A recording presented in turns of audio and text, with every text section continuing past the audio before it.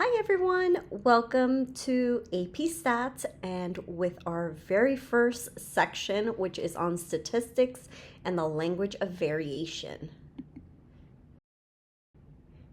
In this lesson, we're going to learn how to identify individual and variables in a data set, classify variables as categorical or quantitative, and create and interpret frequency table and relative frequency tables. So let's start with a basic definition.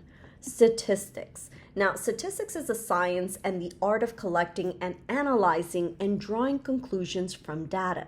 That means we're not just crunching numbers. We're learning how to make sense of data in the real world. Now, in statistics, we have what are called individuals, and this is the object that describes the data. It could be a person, an animal, or even a thing. A variable is a characteristic of that individual. It's something that can vary from one individual to another. Now, we classify variables into two types. A categorical variable, which places an individual into a group or category, like eye color or favorite subject. And then quantitative variable takes number values that represent counts of measurements, like height, test scores, or number of pets. So for example, suppose we collect data from 50 randomly selected high school students. The individuals here are the students.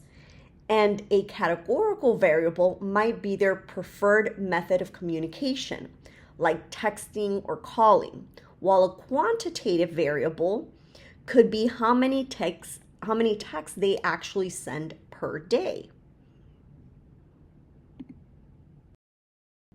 Next, we look at what a distribution is. And this tells us what values a variable takes and how often it takes them. In other words, a distribution helps us summarize and understand variation within our data. One way to do this is with a frequency table. This shows the number of individuals for each value of a variable. It gives us a simple count for each category or number. Now, a relative frequency table, on the other hand, shows proportions or percentages. Instead of counts, it tells us what portion of the whole each category represents. This helps us when comparing groups of different sizes. Let's say we ask the 50 students for their preferred method of communication. We could organize their response into a frequency table. How many choose texting, calling, emailing, etc. Then we could convert those counts into percentages to create a relative frequency table. That way we can quickly see the most and least preferred methods at a glance. So if we're trying to find out which data is a preferred method of communications for these 50 students, notice that the frequency table only identifies how many people preferred the method of that choice. So in person would be 12.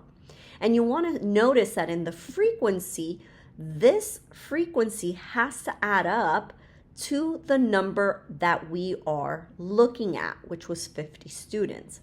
Versus in a relative frequency, what we have is the proportion and the percentage. And notice that the percentage does have to be 100%, or the proportion does have to equal to 1, because we're looking at it as a whole. So in the relative frequency table, we can actually see a little bit faster visually that 24% preferred the method of in-person, but texting message was 50% the preferred method of these 50 students. So to summarize, we've learned how to identify individuals and variables in a data set, classify those variables as categorical or quantitative, and organize the data using frequency and relative frequency table. These tools form the foundation of all the work we'll be doing in statistics.